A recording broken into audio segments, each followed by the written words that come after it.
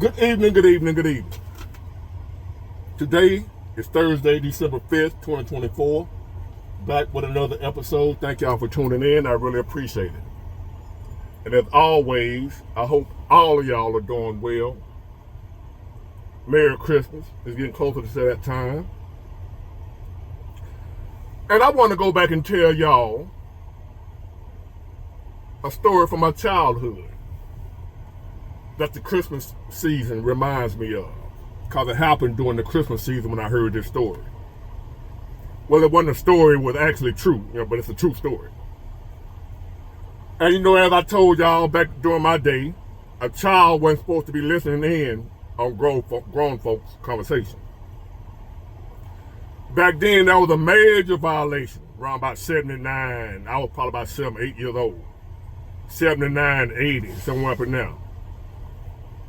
And that was a major violation, to be a child and grown folk talking, and then they look over there and see you looking in their face.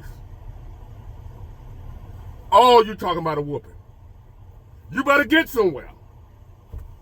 If some grown folk talking, your mama talking to somebody, your dad talking to somebody if you had a dad, what have you, and they mess around and look over there at you, and you looking in their face. You 70s babies and older, y'all know what I'm talking about. Do not be caught dead looking in your mom's mouth while she talking to her friend Miss Annie or Miss Elizabeth or whatever your mom's friend's name was. They holding a conversation, they gossiping, talking some bullshit, but it's grown folk bullshit. And you better have your little ass over there playing them G.I. Joe. You better not be having your little ass looking in your mama's mouth, watching her every word. You in trouble. So one Christmas season, it wasn't Christmas Day,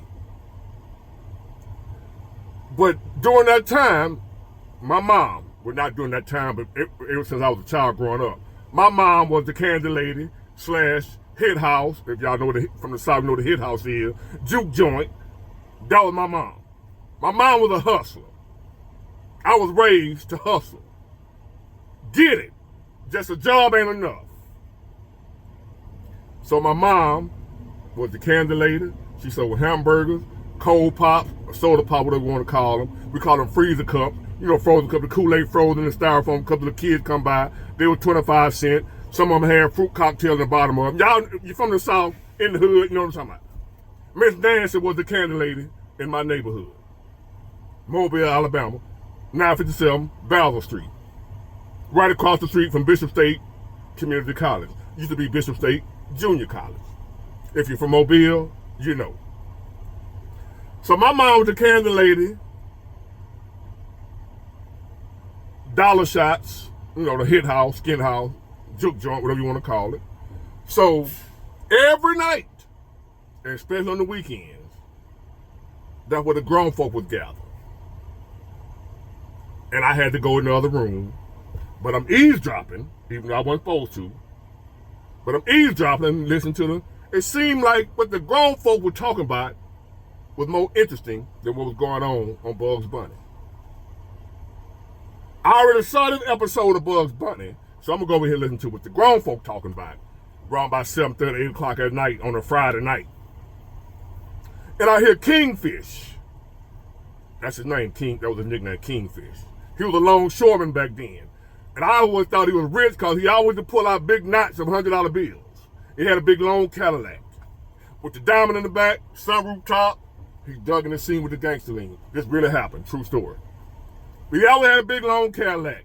And he'll drive that one for a little while, then he'll trade and get another one. But he was a longshoreman, like the ILA. He made big money back then in the 70s.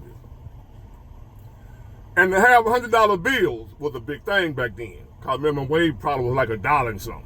He got $100 bill in the black community. So I thought he was rich. I ain't know no better. So anyway, Kingfish was married to a woman named Mamie. M-A-M-I-E. Mamie Lee Sales. I still remember all that. Kingfish was married to Mamie. They had a baby. Right? The baby name was Justin. So ever so often they would get into it, Kingfish and Mamie. And Kingfish would always come telling my mom and the fellas and whoever they was in there drinking with, him and Mamie problems. Sometimes he would break out crying. A man. Crying in public around other folks.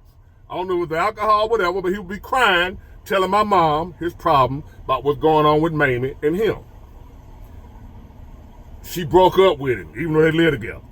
You know how when you live together, I'm done with you, but she ain't moved out, but he's still crying.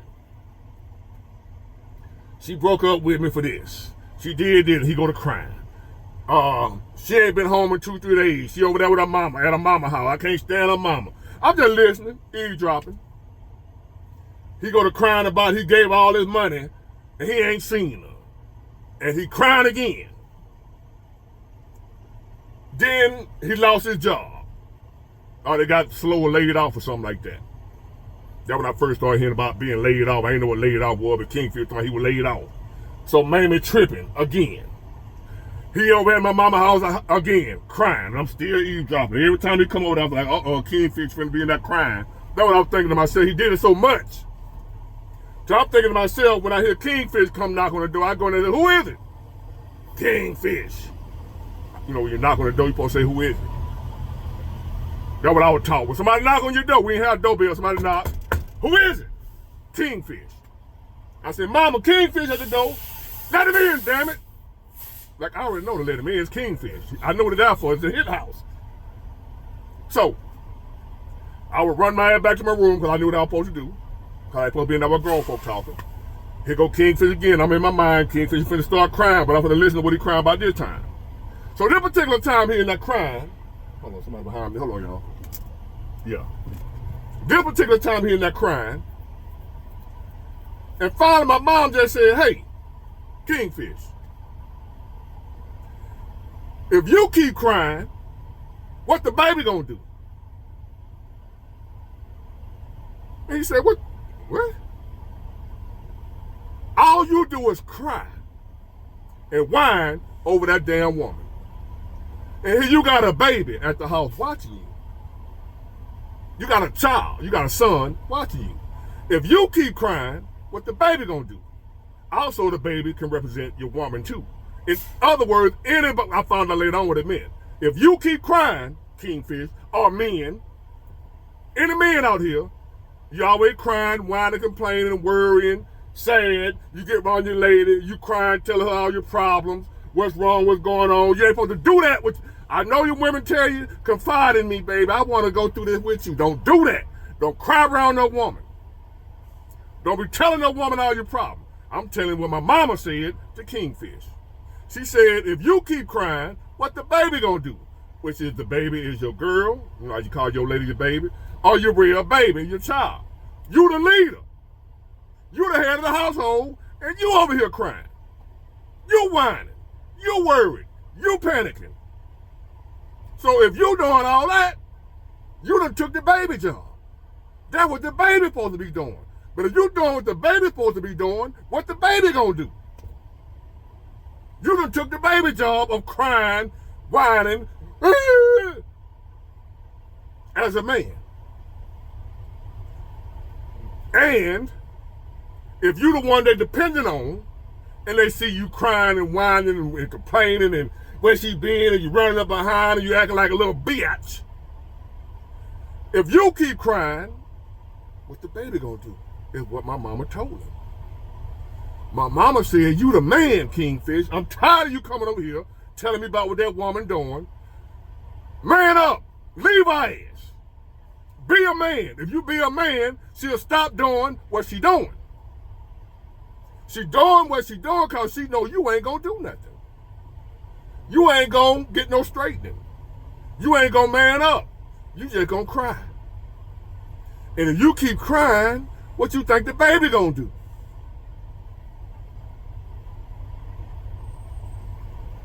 The words and the wisdom of old folks. Hold on, let me move y'all.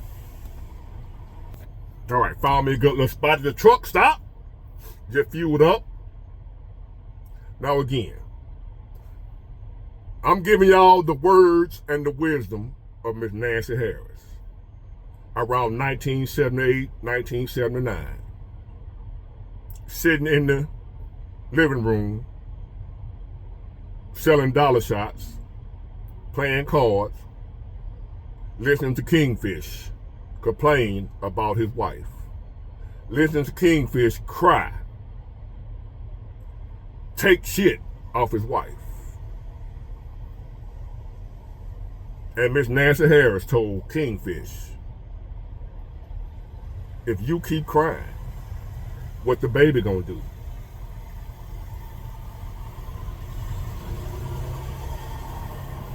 It don't get no deeper than that as a man. So men, in case you don't know what that means, again, let me explain it. In case you didn't hear me before I had to move. As a man, you're supposed to be the problem solver. Okay? There's nothing wrong with a man crying. Nothing wrong with a man having problems. But don't you do that shit around nobody. You go off in private and cry. And when you talk about your problem, you be talking about a solution. Don't sit there and dwell on the same old damn problem week after week after week. That's what Kingfish was doing. I hear Kingfish talking about the same shit every week to my mama. So obviously Kingfish ain't did nothing to fix it. To the point my mom got tired of hearing it. And Kingfish spent big money, and my mom didn't care if she ran him off by telling him the truth, but she told him the truth. Grow your pair.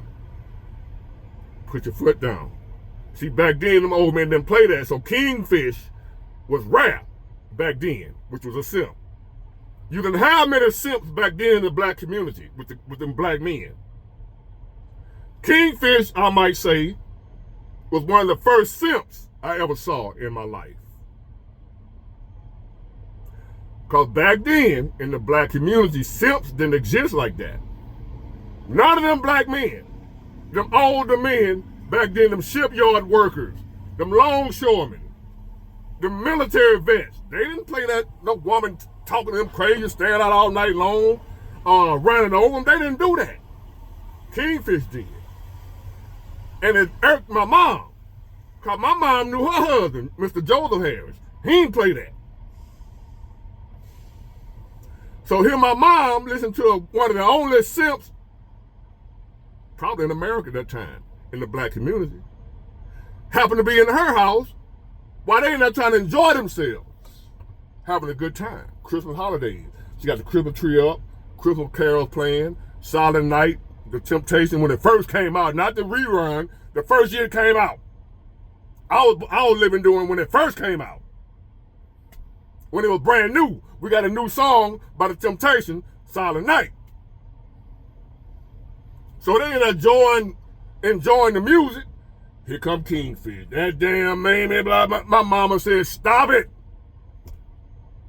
If you keep crying, what's the baby gonna do? Your son looking at you, allow your woman to walk over you. You call yourself, I just want to stay here with my baby. That's what I did. You setting a bad example as men for your son to let his mama walk over you. I'm not telling you to mistreat his mama. I'm telling you, don't let your son see you being a weak man. If you happen to be in your son or daughter's life, don't let him or her see you crying, whining, panicking, worrying, losing control, fighting, arguing with their mama. Don't do that. Ever in life. Because if you crying, what the baby's gonna do? They looking at you as a leader, and you in there crying. You in there turning over furniture. You in there screaming and yelling at the top of your lungs. Emotional. Yelling at their mama. Instead of saying, you know what? I'm the man of this house. I'm the leader. Lead by example. Your son needs to see you be a man.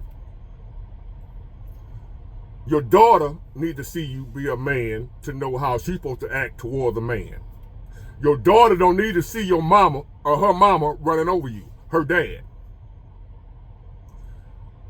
I ain't saying you need to be in there putting hands on her, being as a Calm down is what I'm saying. Take control of the situation. Lead the situation. You set the tone in the room. Be an example for your children, if for nothing else. Don't you be in that crying. Listen to me, fellas, because some of y'all doing that right now.